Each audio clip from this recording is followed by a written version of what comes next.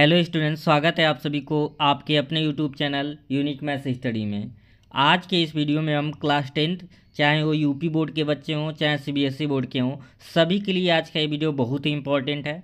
आज के इस वीडियो में हम डिस्कस करने वाले हैं लाइट में। आप जानते हैं दो पार्ट होता है, एक होता है लाइट का रिफ्लेक्शन होता है और एक होता है रिफ्रैक्शन। तो इस वीडियो में हम लाइट के रिफ्रैक्शन पार्ट से रिलेटेड जितने भी बोर्ड के पॉइंट ऑफ व्यू से इम्पोर्टेंट क्वेश्चन है, जो बोर्ड में आने वाले क्वेश्चन है, उसके बारे में डिस्कस करेंगे। तो इस वीडियो पे बने रहें, अंत तक देखें और ज़्यादा से ज़्यादा शेयर करें ताकि आपके फ्रेंड्स जो मित्र हों वो भी अच्छे से क्वेश्चन को तैयार कर सके। तो चलिए एक एक क्वेश्चन को डिस्कस करते हैं, ये कौन कौन से क्वेश्चन हैं और आपके एक क्वेश्चन कैसे सॉल्व होंगे। ठीक है, एक बार मैं फिर बता दूं, ये जो आपका पार्ट है वो सिर्फ लाइट के रिफ्रैक्शन पार्ट से जितने इंपॉर्टेंट क्वेश्चन है उसको डिस्कस किया गया है। लाइट के जो रिफ्लेक्शन है उससे भी रिलेटेड जो क्वेश्चन है वो जल्दी ही आपको ऐसे ही बता दिया जाएगा।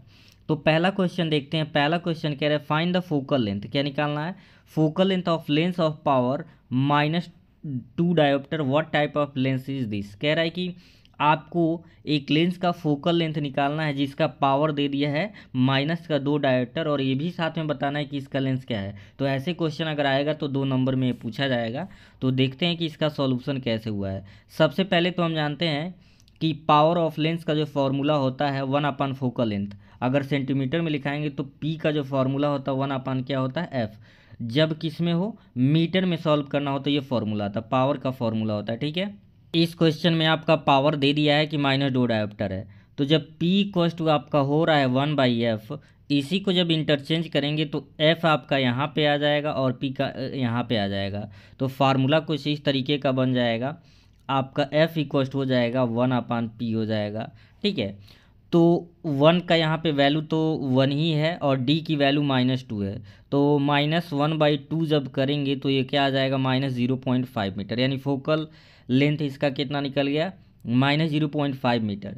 तो फोकल लेंथ तो आ गया, और चूंकि जब माइनस आ गया एफ की वैल्यू तो ये ऐसा होता है सिर्फ कॉनकेव लेंस में, चाहे कॉनकेव मिरर हो चाहे कॉनकेव लेंस हो, फोकल लेंथ क्या होता है, नेगेटिव होता है। तो इससे क्लियर हो गया कि जो आपका लेंस होगा वो कौन सा लेंस होगा, कॉनकेव लेंस होगा। तो ऐसे साइन से हम पता कर लेते हैं कि कौन सा लेंस होगा। आई होप ये क्वेश्चन समझ आ गया होगा। अब चलते हैं सेकेंड क्वेश्चन पे। आप यहाँ पे देख सकते हैं कि सेकेंड क्वेश्चन दिया हुआ है, what are the properties of the image formed by the plane mirror. कह रहा है कि प्लेन मिरर के द्वारा अगर कोई इमेज फॉर्म्ड होता है तो उसका प्रॉपर्टी क्या होता है। आप जानते हैं प्लेन मिरर कुछ इस तरीके का होता है, नीचे ये पेंटेड होते हैं और रिफ्रैक्शन वाला पार्ट ऊपर के डायरेक्शन में, ये ऊपर वाला जितना ये देख रहे हैं ये क्या होता है, रिफ्रैक्टिव पार्ट होता है। तो उसकी प्रॉपर्टी जो है वो क्या होता है, the image is laterally inverted. कैसा बनता है, प्लेन मिरर के द्वारा जो इमेज बनता है वो इन्वर्टेड होता है। The image is erect, image कैसा होगा, इरेक्ट होगा। The size of the image is the same as the size of the object. तो ये बहुत ही इंपॉर्टेंट क्वेश्चन है, आपको जब भी चैप्टर पढ़ाया गया था ये बताया गया था कि प्लेन मिरर में इमेज कैसा बनता है, इन्वर्टेड बनता है, इरेक्ट बनता है और same size of the object. क्या बनता है, जितना बड़ा आपका ऑब्जेक्ट रहेगा उतना ही बड़ा आपका क्या बनेगा, इमेज बनेगा। ठीक है, और आगे ये देखेंगे, the distance between the image obtain from the mirror is the same as the distance between object of the mirror. यानी जितना डिस्टेंस ऑब्जेक्ट का होगा उतना ही डिस्टेंस क्या होगा, इमेज का होगा। तो कुछ बेसिक याद करने का तरीका क्या है कि प्लेन मिरर के द्वारा इमेज बनेगा, इन्वर्टेड होगा, इरेक्ट होगा और same size of the object होगा। इतना भी आप लिख देंगे तभी आपका काम चल जाएगा। ठीक है, नेक्स्ट क्वेश्चन देखेंगे, क्वेश्चन नंबर 3। तो ये ध्यान रखेंगे जितने भी क्वेश्चन बताए जा रहे हैं वो बहुत ही इंपॉर्टेंट है। आपका तीसरा क्वेश्चन यहाँ पे देख सकते हैं, कह रहा है differentiate between concave and convex lens. आपको कॉनकेव और कॉन्वेक्स लेंस के बीच का क्या बताना है, डिफरेंस बताना है कि उनके बीच का डिफरेंस क्या है। तो डिफरेंस बहुत ही सिंपल है, a concave lens is thinner in the middle and thicker at the edge. जो कॉनकेव लेंस होता है वो क्या होता है, बीच में जो होता है थीन होता है और एज पे जो होता है वो थिक होता है, यानी कि मोटा होता है। अभी इमेज भी यहाँ पे दिखाऊंगा। And a concave convex lens is thicker in the middle and the thinner in the edge, at the edge. तो ये सिंपल अंतर है, जो कॉनकेव लेंस होता है वो मिडल में थिन होता है और आउटर साइड जो होता है एज पे जो होता है वो थिक होता है, यानी कि मोटा होता है। और कॉन्वेक्स लेंस उल्टा होता है, ये कह रहा है कि थिकर इन द मिडल, यानी कि बीच में क्या होगा, बीच में मोटा होगा मतलब थिक होगा, और आउटर जो होगा एज पे जो होगा वो क्या होगा, थिनर होगा यानी कि पतला होगा। अब चलिए उसका इमेज देख लेते हैं कि किस तरीके का दोनों कॉन्वेक्स और कॉनकेव लेंस होते हैं। आप यहाँ पे देख सकते हैं स्क्रीन पे ये आपका कॉनकेव लेंस है और यहाँ पे क्या है, कॉन्वेक्स लेंस है। यहाँ पे देखिए जो कॉनकेव लेंस है ये बीच में इसका क्या है, थिन पार्ट है, और दोनों एज पे क्या है, थिक पार्ट है। और इसके जस्ट अपोजिट जो आपकी बात करें कॉन्वेक्स लेंस में, ये जो दोनों एज पे है, ये दोनों एज पे थिक है और इसके बीच में क्या है, ठीक है यानी कि मोटा है। तो ये बेसिक डिफरेंट है, आप इमेज भी बना के क्या कर सकते हो, दिखा सकते हो। ठीक है, अब चलते हैं नेक्स्ट क्वेश्चन पे। क्वेश्चन नंबर 4 कह रहा है draw the diagram of path of light when it travel through a glass slab. अगर कह रहा है कि एक लाइट कोई है और ग्लास स्लैब के थ्रू ट्रैवल कर रहा है तो उसका डायग्राम कैसे बनेगा, इसको बताना है। ये बहुत ही बढ़िया क्वेश्चन है, इसको भी फिगर के द्वारा समझते हैं कि अगर ग्लास स्लैब के द्वारा डायग्राम बनाने के लिए आ जाएगा तो उसको कैसे हम बनाएंगे। यहाँ पे आप देख सकते हैं कि किस तरीके से ग्लास स्लैब के द्वारा, यहाँ पे ये जो पूरा इमेज आप देख रहे हैं ग्लास स्लैब के द्वारा बना हुआ बता रहा है कि अगर कोई लाइट इंटर कर रही है तो किस तरीके से रिफ्रैक्शन उसका हो रहा है, यहाँ पे आप देख सकते हैं। तो ये ग्लास स्लैब आपका है और इसी ग्लास स्लैब के द्वारा क्या हो रहा है, यहाँ पे रिफ्रैक्शन हो रहा है। ठीक है, refraction by a glass slab यहाँ पे इंटर कर रहा है, जाना चाहिए स्टेट लेकिन स्टेट ना जाके थोड़ा सा अपने मार्ग से बेंड हो जा रहा है। ठीक है, फिर जाना चाहिए स्टेट, तो यहाँ से ये थोड़ा सा फिर इधर बेंड हो जा रहा है। ये ओरिजिनल जो जाना चाहिए था और ये इसके बीच में, इसे क्या बोलते हैं हम, डिस्प्लेसमेंट बोलते हैं। ये आपका ग्लास स्लैब टोटल हो गया और ये इंसिडेंट रे है, और यहाँ से ये जो रिफ्रैक्ट हो रहा है ये क्या बोला जा रहा है, रिफ्रैक्टेड रे। ये आपका इंसिडेंट रे हो रहा है और ये चूंकि यहाँ से रिफ्रैक्ट हो जा रहा है तो इसलिए इसको क्या बोला जा रहा है, रिफ्रैक्टेड रे। तो ये पूरा फिनोमिना है ग्लास स्लैब के द्वारा कि किस तरह से इंसिडेंट रे किसी ग्लास स्लैब के द्वारा जाती है तो रिफ्रैक्शन होता है। अगला क्वेश्चन है क्वेश्चन नंबर 5, कह रहा है state the laws of refraction of light. Light के रिफ्रैक्शन के लॉज, तो आपको पता है कि चाहे रिफ्रैक्शन हो रिफ्लेक्शन हो दोनों के दो लॉज हैं। तो यहाँ हम बात कर रहे हैं लाइट के किसके, लाइट के रिफ्रैक्शन के दो लॉज की। तो ये दो लॉज हैं, दोनों लॉज को देखेंगे यहाँ पे।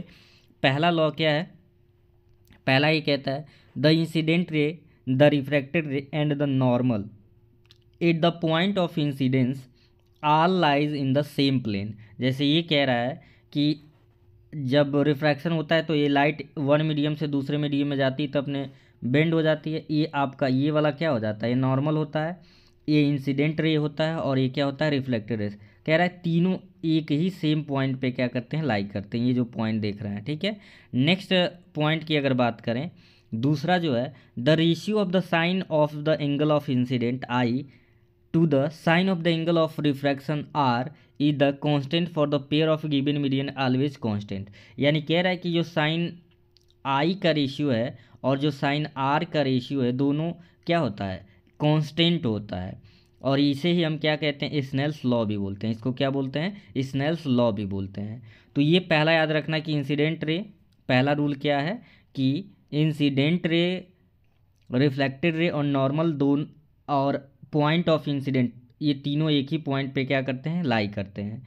और sine i by sine r का जो रेशियो होता है वह एक कांस्टेंट होता है जिसे स्नेल्स लॉ भी कहते हैं। ठीक है, तो ये आपके लॉज ऑफ क्या है, रिफ्रैक्शन, जो एग्जाम में पूछा जा सकता है। नेक्स्ट क्वेश्चन देखेंगे, क्वेश्चन नंबर 6। ये वन वर्ड में आ सकता है, एमसीक्यू में आ सकता है। The unit of power of lens, क्या पूछा है, the unit of power of lens. तो याद रखना unit of power of lens होता है डायोप्टर। इसे डी से रिप्रेजेंट किया जाता है, किससे रिप्रेजेंट करते हैं, डी से। Next question is the optical phenomena twinkling of star is due to the, तो एटमॉस्फेरिक रिफ्रैक्शन के द्वारा होता है। जो आप ट्विंकलिंग ऑफ स्टार्स देखते हैं ये किस फिनोमिना के कारण होता है, एटमॉस्फेरिक रिफ्रैक्शन की वजह से होता है। ये बहुत ही फेमस क्वेश्चन है जो कि पूछा जा सकता है, तो इसको अच्छे से याद कर लेंगे। क्वेश्चन नंबर 8 है light from the sun falling on concave lens will converge it. कह रहा है कि अगर कोई सन लाइट है और कॉन्वेक्स लेंस पे फॉल कर रहा है, गिर रहा है, तो कहाँ पे कन्वर्ज होगा, तो प्रिंसिपल फोकस पे कन्वर्ज होगा। कहाँ पे होगा कन्वर्ज, प्रिंसिपल फोकस पे। अब इस वीडियो का last question, question number 9, question number 9 आपका कह रहा है the refractive index of water का रिफ्रैक्टिव इंडेक्स दे दिया 1.33 एंड द कैरोसिन का रिफ्रैक्टिव इंडेक्स दे दिया 1.44। Calculate the refractive index of the kerosene with respect to water.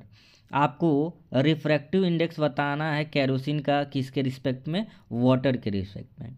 तो ये भी बहुत सिंपल क्वेश्चन था, रिफ्रैक्टिव इंडेक्स से रिलेटेड ये क्वेश्चन है, जो दिया था गिवन था उसको लिख लिया गया। यहाँ पे आप देख सकते हो क्या दिया है, रिफ्रैक्टिव इंडेक्स ऑफ वाटर, तो शॉर्ट में इसे क्या लिख देते हैं NW।